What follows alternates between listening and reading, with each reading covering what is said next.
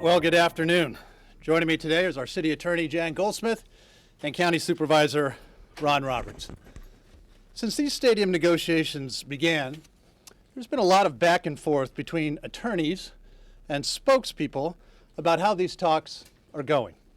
Today, I'd like to share with San Diegans the simple facts about where we stand on a new stadium, and probably most importantly, where we go from here. The city and the county have presented the Chargers multiple options that would result in a special election before June. These options were developed by city and county legal leadership, as well as California's leading expert in compliance with state environmental law. The Chargers have apparently declined to pursue the multiple solutions that we have offered, despite the fact that these solutions meet every requirement that they have requested. This is just the latest in a long line of good faith efforts that San Diego has made to keep the Chargers right here. The Chargers have made many requests, and we have diligently worked with them in a way that's not only responsible, but also in the best interests of the public. Chargers asked for local leaders to create and back a stadium plan. And then in February, they asked for that plan to be sped up. The Citizen Stadium Advisory Group presented a plan, as you all know, in record time. The first comprehensive plan ever produced with a financial framework that would not raise taxes. Chargers ownership said there needs to be a regional effort to build a new stadium.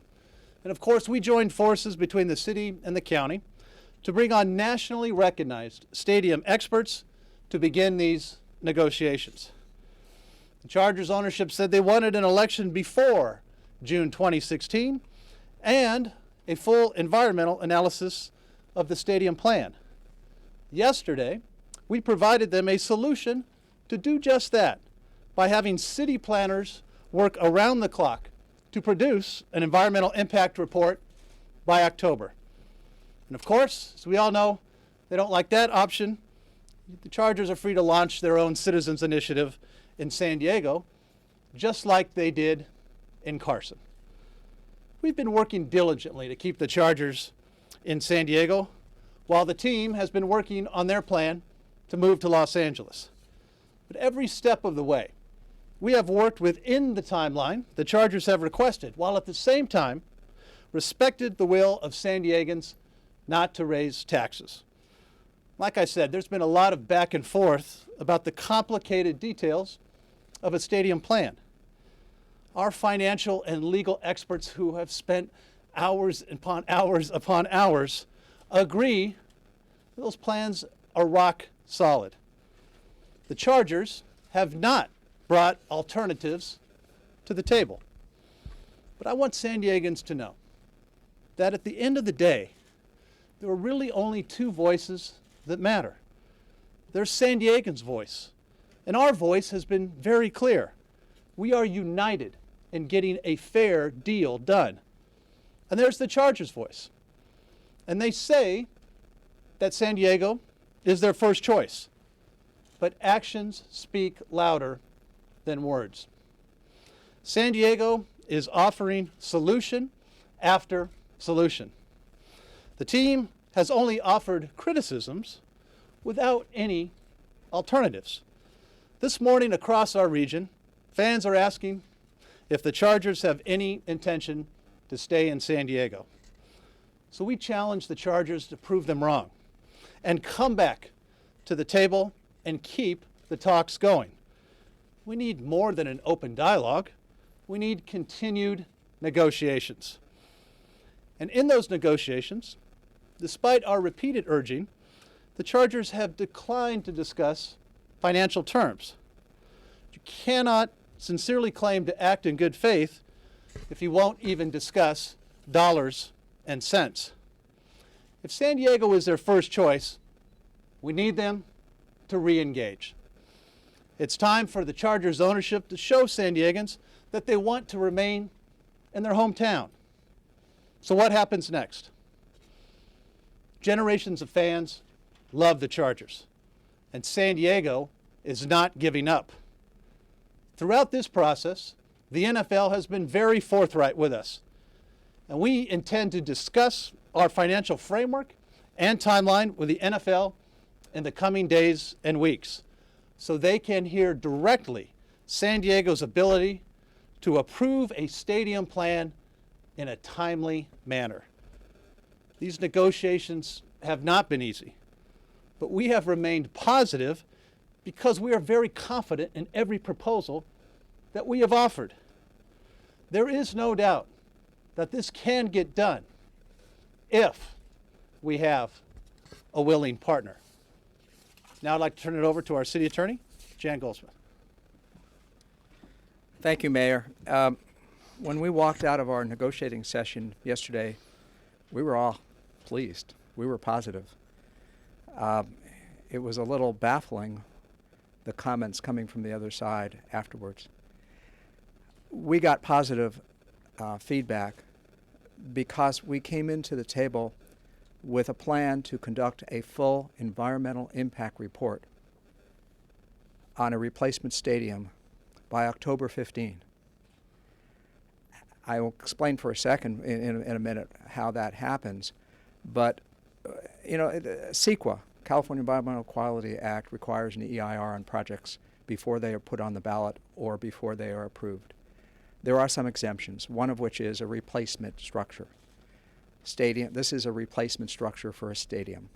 The chargers are concerned because there could be unusual circumstances where that exemption doesn't apply. We hired the foremost expert in the state who literally wrote the book on CEQA. We brought him down and had him take a look at it, and he said, of course, the exemption applies. But CEQA is not, there's no guarantees with CEQA. Every lawyer in the state understands that, and for that matter, anybody who deals with land use, it's never a guarantee. The chargers did not want to take that risk with an exemption. We understood that. We came up with another option, what's called an addendum, to update an old EIR. That was even better, but still had some risk. What they wanted was a full environmental impact report. Now, normally, these take 12 to 18 months. You know, they're these really thick things that go into everything. I didn't think it was possible, but the mayor asked his director of land use and environmental policy, Mike Hansen, to lead an effort to see if this could be done. And this was weeks ago. We anticipated this. And the mayor's good work, Mike's good work, he met quite often with experts, in-house as well as consultants the city normally uses. They came up with a timeline for a complete environmental impact report that could be completed by October 15. Now, here's the timeline on it. We have that. There's some extra copies that Jerry Braun has. He'll hand them out. How can you conduct a complete environmental impact report in 4 months that normally takes 12 to 18 months? I'm not an expert in this. I've never done one, nor is Mark Fabiani done one. So I asked the experts who have done many, and they said, look, this is a replacement building, stadium. That's why there's an exemption for it. But if you're going to do an environmental impact report, it's not like a normal project, typical project where you've got unimproved land and you're trying to envision all these buildings and traffic and giving opinions. We don't have to do that. We've had a stadium on this site for 50 plus years. We know what the traffic is. We know what the lights are. We know the noise. We know the impacts. It's just a replacement stadium, nothing else. So we don't have to reinvent the wheel. And they said, working overtime, full time, putting this as our only project, we believe we can do it. And they came up with this timeline where they believe they can do it by October 15. Normal projects can't be done that way unless it's a replacement, because a replacement, you have a history. It makes sense. In addition to that, the mayor is the strong mayor, and the strong mayor has told his land use experts and the outside consultants, this is the priority, and we're going to allocate whatever personnel is needed to get this done in a thorough, full-blown environmental impact report by October 15th. Now, I heard Mr. Fabiani call for that today. Well, he was at the meeting. That's why we walked away positive. So I'm telling him, yes, you got it. We'll do a full-blown environmental impact report October 15, which results in election by January 12th. Now let's get back to the table. I'd like to hear the response, whether that's okay, because ultimately, without an exemption, that's what CEQA requires. So how can you say you're not complying with CEQA? We're doing it. I understand the arguments on the exemptions. They apply, but there's some risks. We can move forward. If CEQA is really an issue, we have 3 different bases for complying with CEQA and ultimately a full-blown EIR. Now, the mayor's directed that the EIR is going forward. Our staff in the city has already begun work earlier this month. That's another reason why it can be done. They've already started work. Certain notices are going to go out on Monday, and we're ready to go. So let's take care of CEQA, but if there is an interest to stay in San Diego, we need to get back to the table to negotiate how we build a stadium and who pays for what. Our timeline for an election does require us to finish negotiations within a period of time that would probably take us mid-August. And if we don't do that, then it's clear that somebody's just running out the clock. So CEQA's not an issue. We can comply under 3 different bases, and we're ready to go. Thank you.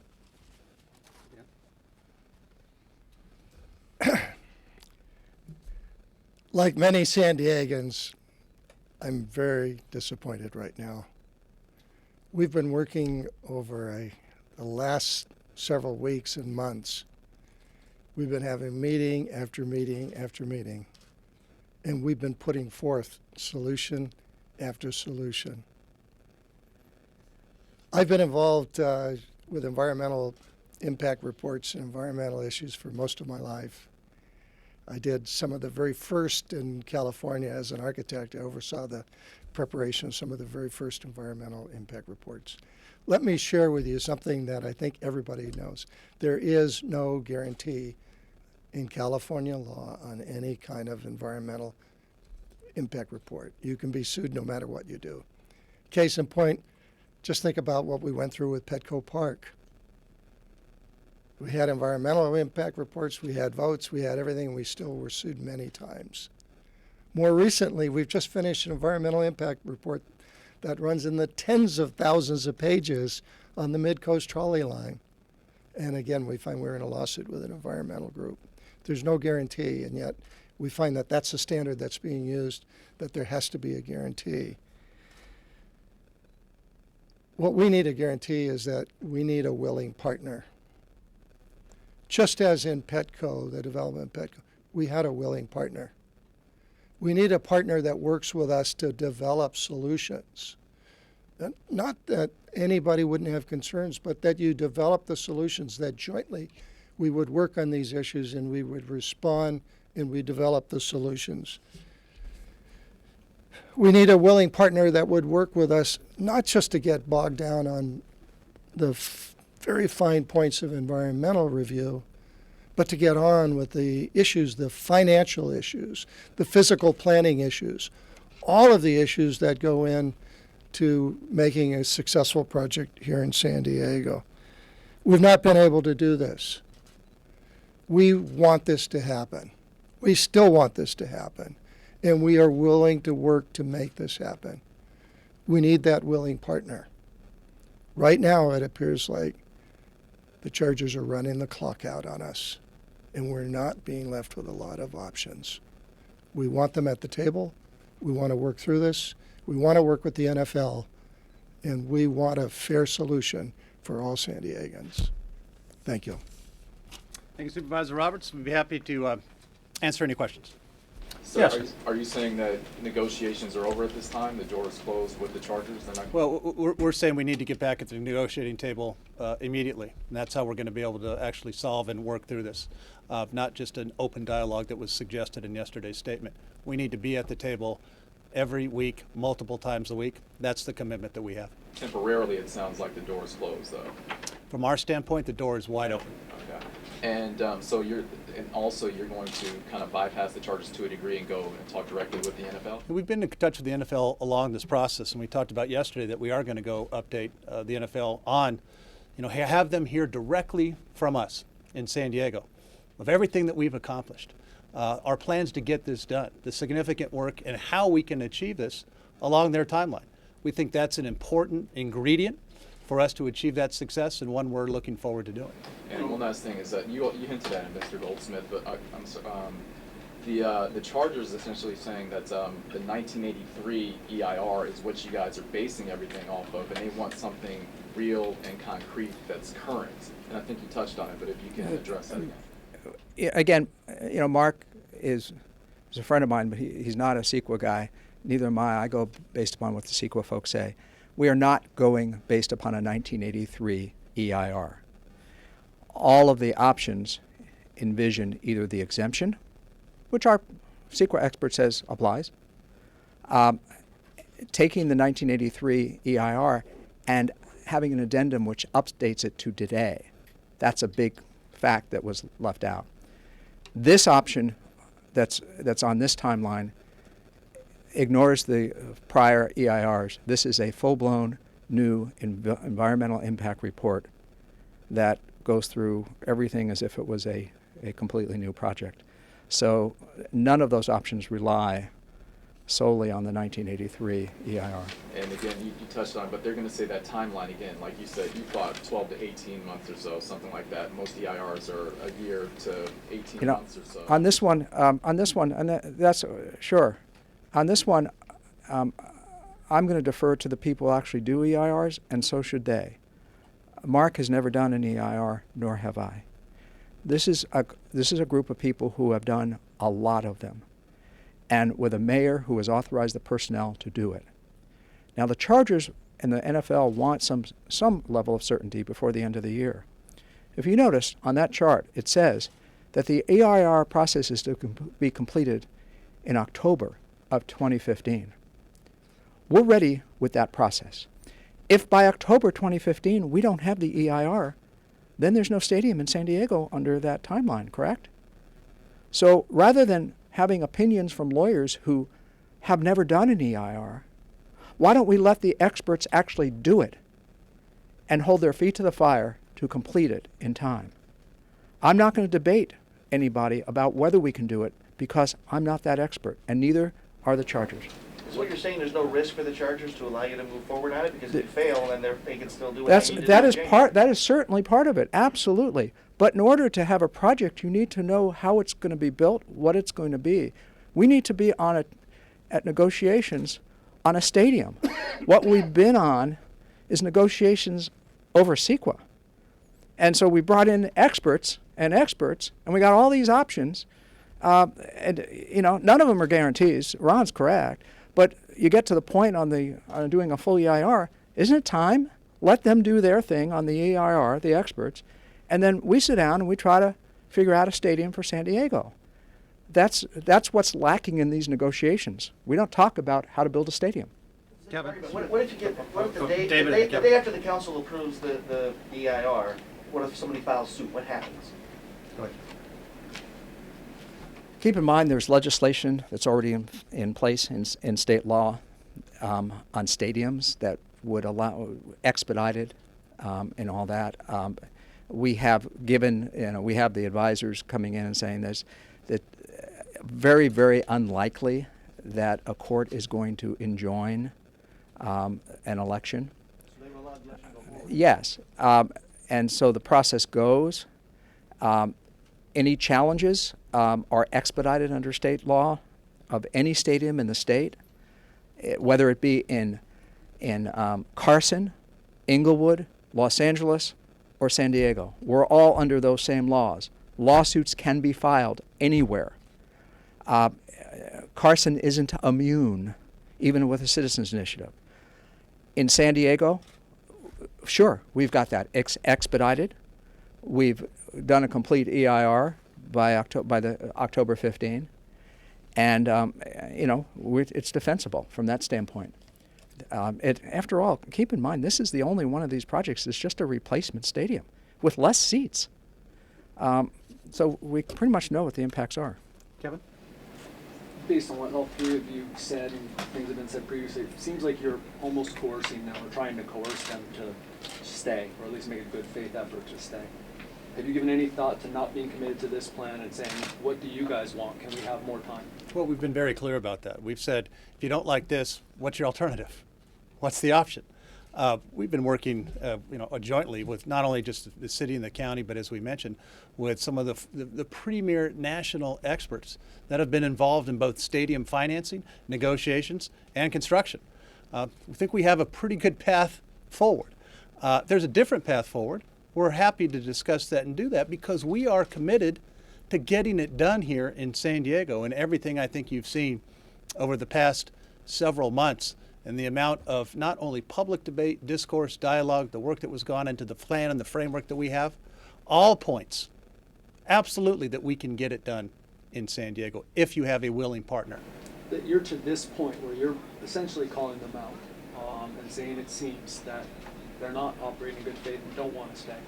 Why has it reached that point where someone's walked away from the table? In order to achieve success, you have to be at the table. As Ron just said, he was involved in the Petco Park negotiations. You have to get together and talk about solutions. There's going to be questions and concerns, and that's part of negotiations. But you can't solve it if you're not talking and trying to figure it out. And we've also said we have a limited window, a limited time frame. And that's why it's so important that we continue those negotiations if you want to achieve success. One more, what's your goal with the NFL? You're basically going above the Chargers' head. What would be your goal? The NFL has asked us to give them an update on what we're doing. And in fact, we're going to be laying out very clearly what we've done, the work that we've done. Hear from us, hear from our experts, both our lead negotiator, Chris Melvin, our folks at City in terms of the finance, Dan Barrett at Barrett Sports, all of the financial analysis that we have that demonstrates that this is an absolutely achievable plan, will not raise taxes on San Diegans, will actually achieve success at the voting booth. They're going to hear from us directly on that. And I think that's something that's we're vastly ahead of other places. And yesterday they were in agreement with us doing exactly that, going to the NFL. Will you ask them to prod the Chargers or whatever word you want to use to yesterday. come back to the table? I mean, they theoretically have the power to tell the Chargers to come back to the table. Well, I think it's in everyone's interest, David, that you're at the table. If you want to be successful, you have to work through issues. We have been solution-oriented. As you can hear from us today, we continue to be solution-oriented. It's not about roadblocks, it's how do you solve it. That's our commitment for San Diego's, and that's what we're going to continue to do. Could you also ask them for another year? It's been suggested that you might say, I thought if you could just wait a year, we can do this better. We're going to be talking with the NFL on a wide variety of issues, timeline being one of them. We look forward to very direct and frank discussions with them. Look, we're interested in success. We're interested in success that meets the timelines, but also in how we actually achieve the goal of keeping the Chargers here in San Diego, a stadium that's going to work, a stadium that voters are going to approve, not just for the Chargers, but for the Aztecs, the Poinsettia Bowl, the Holiday Bowl. We have the opportunity to do something very special. We have to get it done right. It has to be done financially responsible, and we continue to make that commitment. You know when and where that meeting will be? We'll be setting that meeting in the coming weeks. So are you saying that when you go into these meetings, you feel at the end of it that you have a solution, you're both on the same page, and then when you get out of the meeting, you feel like they're kind of turning the other way and changing what happened in that meeting? Look, we were very clear yesterday about the path that we were taking, all of the options, as Jan and Ron talked about where we were going, and the agreement was to get back together in the coming days, or if not, the next week. And then you saw the statement that was forwarded just a couple hours You took that after. as they're not going to be meeting with you again. Well, the statement said an open dialogue. We're saying it's about negotiations. We're saying it's too important. We have the ability for success. We can do it. We can do it. You have to be able to work together. We have time for about 2 more questions. Okay, you Steve. keep saying come back to the table. Have they left the table? Well, as you said yesterday, they said that they were not going to move forward on the options that we have outlined. So we have a lot of options, Steve. We're interested in hearing additional options. We're interested in success. You do that by working through these issues, and that's how you achieve success. When's the next meeting with the charter scheduled for, and how do you guys typically schedule your meetings? It's not, we reach out to each other, and we've had these meetings on an ongoing when you're going to get back together basis. When we left yesterday's meeting, as I think you said, we were planning to meet in the coming days, and then we saw that statement. Look, it's in everyone's best interest to work together. We've come so far. We're doing it right. We're doing it methodically. We're doing it diligently. We're doing it in a way that's going to achieve success, protect taxpayers, and get this thing done. We can do that if we work together. Time for one more. Here you have said, what do you want? And they have not given you an answer. Oh, we've been very clear. If you don't like one option, what's the solution? What's the suggestion? I mean, that's just part of common sense, I would They think. provided a response to that. Not at this time. Have they revived downtown? No, the discussions have focused solely on Mission Valley, obviously with the timeline that we have and our ability to achieve success by the end of the year, which was the timeline that was laid out for us. Downtown off the table? We said very clearly that Mission Valley is the only option that allows us to have success this year. So if they say slow down August, is that meeting with the NFL owners? They say, hey, you guys can take your time.